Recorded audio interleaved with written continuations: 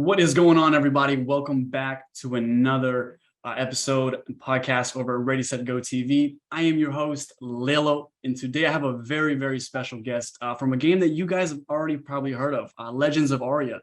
Game was developed back in 2013, inspired by games such as RuneScape as well as Ultima Online. It is a fully developed, full loot MMORPG that is launching on-chain as a plain earn NFT game, featuring 35 square miles of land, 34 unique trainable skills, robust land system, all that kind of stuff. But before we get into anything, I do need to introduce our special guest, CEO, legend over at Legends of Aria, Joseph Rubin. Man, how are we doing today? Doing great, brother. Thank you for having me. Absolutely. Thanks so much for coming on, man. You're looking tan out there too, as well. I say that. I don't know about that. I try and stay inside. Yep. Working and building, man, of course. That's it. Keeping my nose to the grindstone. Absolutely, man. Well, before we get into anything on the game related side, I would love to first, speak about yourself, man. Tell us a little bit about yourself. Tell us, how you were introduced into blockchain technology, how you started in the gaming industry and so on. For sure. So I first got into the blockchain space around, 2017. A buddy of mine started showing me these crazy charts and the crazy money he was making. So I started to dip my toes in and start following the markets. But, I would say I didn't really dive in too deep until the past year or two when I started working on a couple play to earn projects. And I really saw the crossover between NFTs and just the gaming industry. I'm a lifelong gamer, and aside from that, my background's kind of in entrepreneurship, and I thought Legends of Aria makes a great fit for the blockchain. I think MMORPGs in general are just geared towards that. I remember trying to sell my assets when I played World of Warcraft and other games like that. There's always a demand for real money transactions in those games, and I think having blockchain, smart contracts, and NFTs to facilitate that is a perfect fit. Absolutely. And I know that Legends of Aria before was with Valve and Steam and all that kind of stuff as well. And I do want to jump in. I know they have a very strict policy on no NFT things related. I personally think that they're just kind of waiting it out for games in the space to figure it out before they jump in, which makes sense, I guess. But I wanted to talk about the thought behind wanting to have Legends of Aria on the blockchain. Yeah, so as I mentioned, there's always been a demand for real money transactions, even in our game. I joined the team more recently, just so everyone knows, but essentially the team has seen houses in the game. So you can build these virtual houses, and there's like a whole economy of digital real estate. And some of these were selling on just third-party black market sites for thousands of dollars. But the problem with those types of transactions, and the reason every MMORPG, even the top tier ones, crack down on those and ban them, is because there's so much that can go wrong. There's so much policing that needs to go into it. Like someone can, sell someone something, take their money, and then, report their account got stolen or they forgot their password and take their email back and reclaim the account. So there's lots of scams, fraud, policing that needs to go into it, that it's easier for companies just to ban it because it's not a big revenue stream. But with the advent of NFTs and smart contracts, everything becomes trustless. So you can prove your ownership. You don't have those he said, she said disputes that you do with just those fiat money marketplaces. And I also think a big thing there as well is the fact that this new opportunity of the game working for the player as well. It's not a one-way street anymore. It's more of a two-way, where before it was, putting in time to get an experience, but now the time you put in creates this value around these items, such as, skins, characters, whatever the case may be. And back to your point, I think, especially with the blockchain technology, it makes so much sense for MMORPG in the category of MMORPG because of just the amount of inventory and things that you're doing within the game. Yeah, just to follow up on that, I played World of Warcraft for many years, and at one point I just wanted to sell my character and cash out, but that's not you do. But then a year later, I ended up losing that character, for forgetting the password. I just wanted to skip ahead. I didn't want to have to deal with grinding to get a character from level 1 to, I think it was 70 at the time. Mm. And so what I did was I went onto one of these third-party sites and bought a character. And that actually worked out for a while, but after a month or two, something happened and the account got flagged and Blizzard banned me. So I lost out the money and the character there. Yeah. So it's definitely a need, especially for these types of games. But you mentioned like skins and Fortnite and those types of games as well. And I think those lend themselves equally as well to this new technology. Absolutely. Absolutely. And I know that it's probably not the easiest thing transitioning from traditional gaming and then jumping over to blockchain gaming. So I kind of wanted to touch a little bit of the challenges that maybe you guys have faced from transitioning from the traditional side, knowing that it has a very speculative nature. Yeah, so obviously lots of these Web2 gamers, just the second you mention NFTs, they think red flag. And, given that there is a lot of bad actors that have come and gone in the space.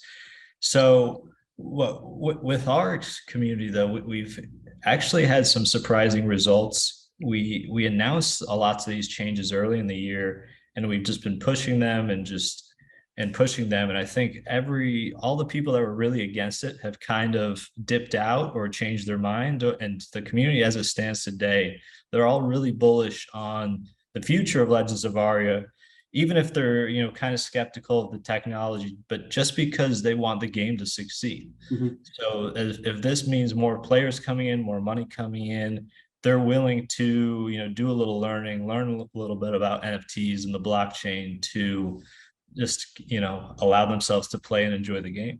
Right.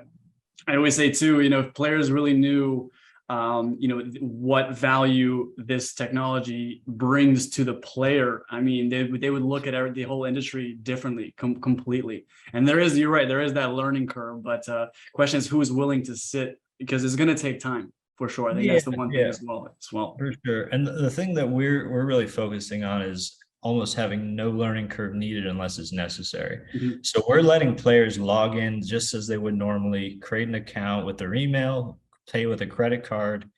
And, it's only when they want to resell assets for real money is that they'd have to do a little bit of learning to be able to, claim their wallet or mint their assets and resell them on our NFT marketplace. So that kind of leads me to my next question as well.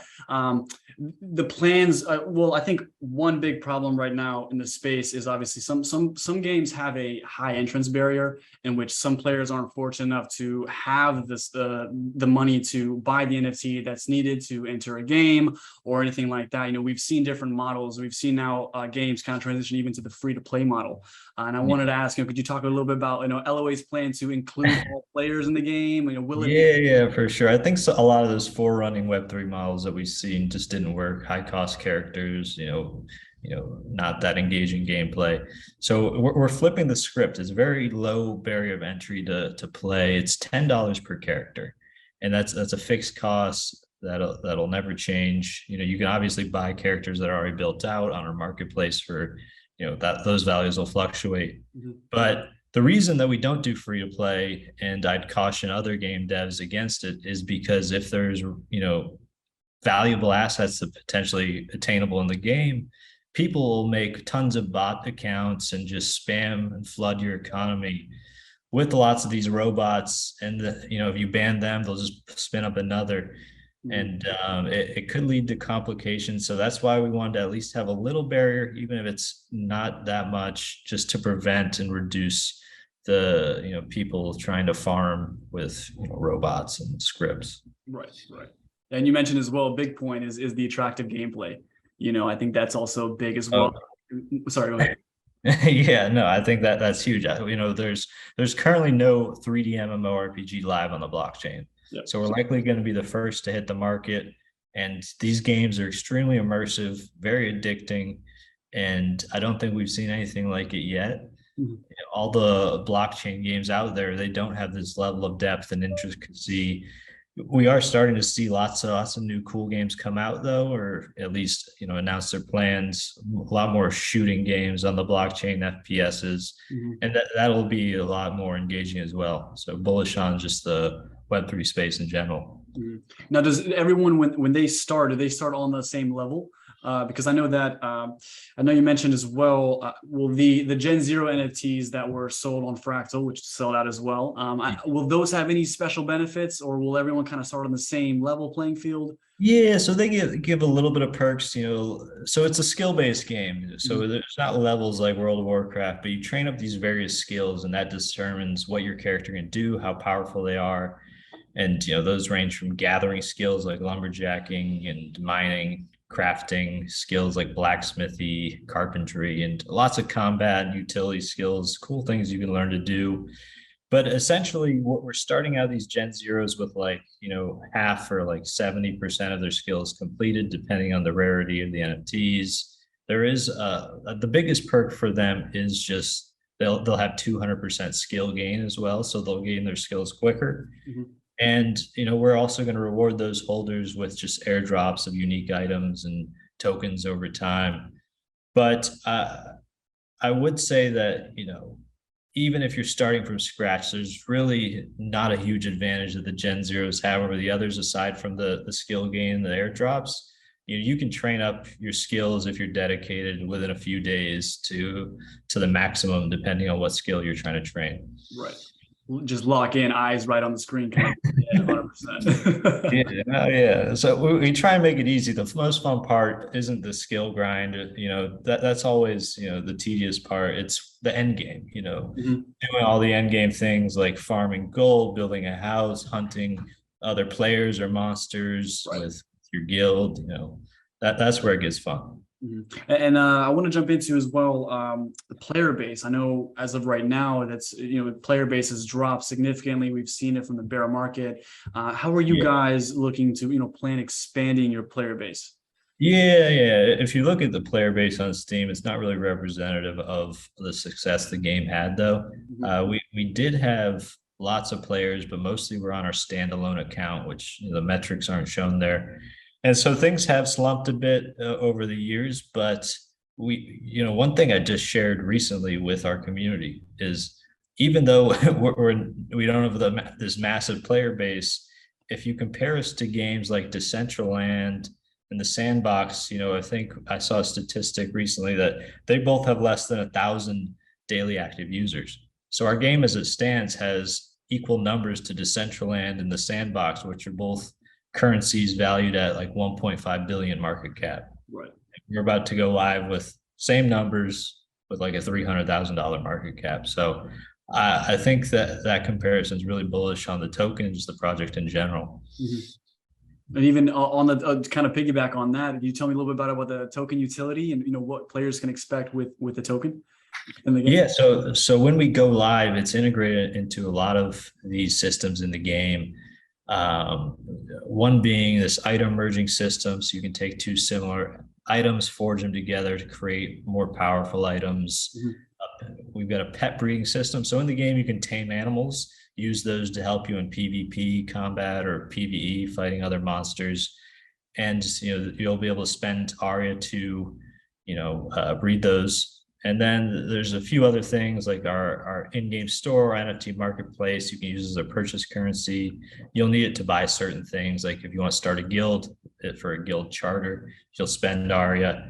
And another one being this jail exit pass. So we're building out a cool little jail system. We can dive into the criminality system a bit if you're interested, but Absolutely. Killing other players, flags your character as a murderer. So there's lots of good and evil in the game.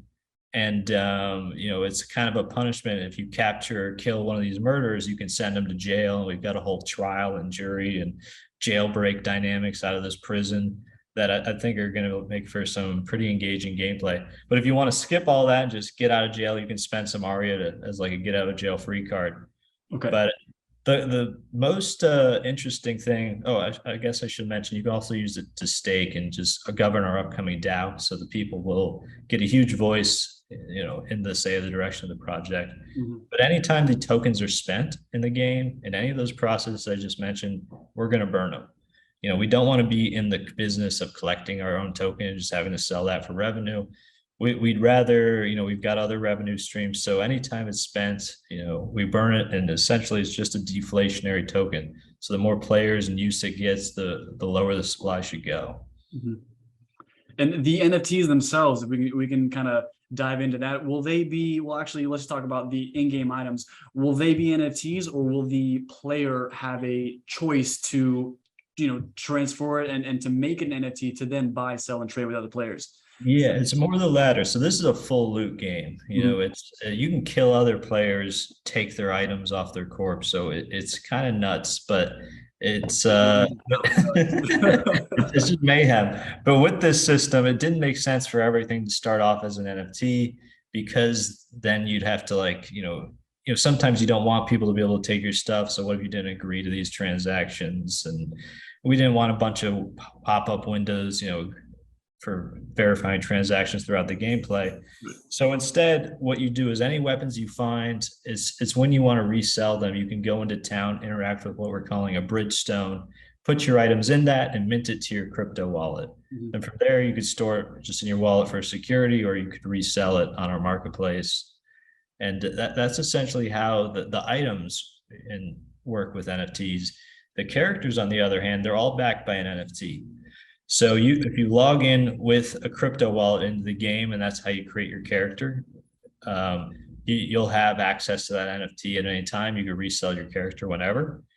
If you log in with a email address, the company's going to create a NFT and a wallet for you on the back end. So you don't have to learn anything about it or even realize it's there. But if you did want to resell it, you can claim that wallet we made for you and resell your characters if you so choose. Mhm. And would that be, creating that as an NFT? Will that be in a gas fee in a sense? Will you use Aria to do that, or how would that look like? Yeah, long term would love to use Laria, but for now, it's we're starting on Solana, so it'll cost a little bit of Sol, but it's super cheap, just a few pennies. We are exploring moving to lots of other networks in future. Some of those are low fees or no fees. So I believe Scale and Immutable are two that we've spoken to that we'd like to explore because they have zero fee, NFT transactions. So that would be, really helpful for at least the Web2 gamers in our game. Absolutely. Because then they don't have to go to an exchange, get some Solana just to mint a character. What we were thinking about for them is, given the fact that they're spending $10 on a character, we could likely just give them $1 worth of Sol in their wallet to start, so they don't have to, you know, get get Sol initially. So that's likely going to be one thing we explore. Right. And it will help as well too, with considering with gaming, trading, buying and stuff like that. You want to make sure that the gas fee is almost, if not zero at that point, right? Because you will be trading consistently as players. I'm curious though. I gotta dive back with the jail system, man. How is that going to look like? I come and kill your character. How would that? How is that? Yes, so you come kill a bunch of characters, now your name appears as red. So you're flagged as a murderer. Now other people can then hunt you without consequence. So they kill you, then they right click your corpse and they can send you to jail. Now from there, you get taken and transported into a kind of trial, a courtroom. And so they summon 3 other players who volunteer to come in and kind of be the jury. And you get a chance to plead your case initially. So you can either text chat or voice chat. Both will be available in the game. And then, the jury will recommend the sentence to this judge, who will be an elected player in this kind of government system we're building out. And so this is all, kind of theoretical, but we're planning to have it all operational by early 2023. Mhm. And so whatever sentence you get, it'll be somewhere between an hour to 7 days real time. And you'll be transported back to this jail cell. You can then exit the cell and explore the prison, the yard. There'll be other prisoners there. And there's ways you can reduce your sentence by like mining or doing other, kind of manual labor efforts or like kind of little quests inside the jail. Mhm. But there's also multiple ways you could break out. So you could have your buddies come and attack the jail guards out front and bust you open. If you're a rogue and you've got lock picking skill, there's ways you can find lock picks in there and just sneak out a side door. And there's also internal ways. So if you get a bunch of these prisoners to gang up on the guards, you could potentially steal some keys and exit that way. So I think that's going to be a huge kind of meta game in itself. That'll be super fun. It's just people, going to jail and trying to bust their way out. Absolutely, absolutely. Will there be any? I'm curious. Any bounties? You know, you see a character out, and you see him as a, or he or her, kind of walking around with red color, whatever the case may be. Will there be any bounties for capturing anything like that? Yeah, I think that'd be a cool thing to implement as well. So you're definitely we're gonna have a leaderboard on our site, and somewhere in the game it'll show you which characters have the most kills that haven't been caught yet. Right. And we can explore potential rewards for them. But speaking of bounties, so there is another system worth mentioning in the game, and it's our insurance system. So you can insure some items for a cost in Aria. So that's another use of the Aria currency. Mm. And when you do so, the person that kills you, rather than being able to claim your items, they get part of that value of Aria you spent as a bounty for killing you. So let's say you spend $10 insuring your items and you get killed, the person that murders you gets $5 in value just for killing another player. Mm-hmm. I like that. I like that. So it's good. There's so much to it. I love it. I think that's at that point.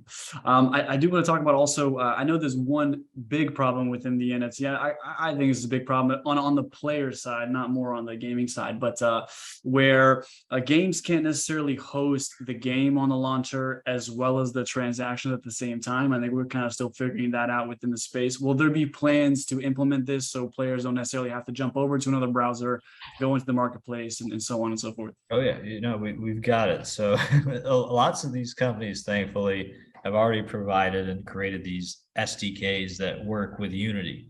So that's what our game engine is. So they'll be able to log into their wallet and approve a transaction without leaving the game. And the only times they really need to do that is when they're interacting with that Bridgestone in towns. Right. Okay. And I want to kind of close out the podcast here with a final question. Sure. This will be more of a community question, because I believe that we're in a space now where communities and users and players have a fortunate opportunity to speak to team members through Discords and through Telegrams. And, we get a sense that a lot of players don't know, or users don't know, how long it really takes to create a nice game. It does take time as well. And so I'm just curious on how difficult it is to actually create an MMORPG.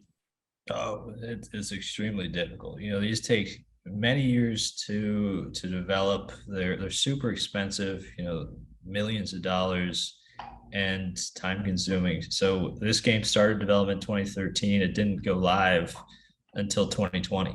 So 7 years. But thankfully for us, our base is a fully featured MMORPG. So we're not reinventing the wheel. We're just adding things in, adding new content in. We're reworking some systems as well, but we're aiming to get the game live in December with all these blockchain integrations and then future content plans all down the road. But I think community is definitely huge. We value our community's input, and lots of the changes and things you'll see in our roadmap and our white paper were suggestions by the community. We take votes on things. What do you want? What don't you want? And so if anyone's interested in learning more, speaking directly with the team, I'm always in there chatting. So just head over to discord.gg/Legends of Aria.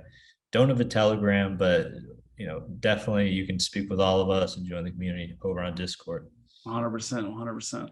Well, Joseph, again, amazing. Thank you so much for joining us today on Ready Set Go TV and sharing some incredible insight on Legends of Aria's plans for the future. Definitely a game to keep an eye on in the MMORPG category. I will be linking down below their channels in the description. So make sure you do follow them on Twitter at Legends of Aria to stay up to date with the latest in the project developments. And make sure also to hit that like and subscribe button down below as well. Stay plugged in with upcoming gaming projects. And as always, stay plugged in. Thank you for having me. It was a lot of fun.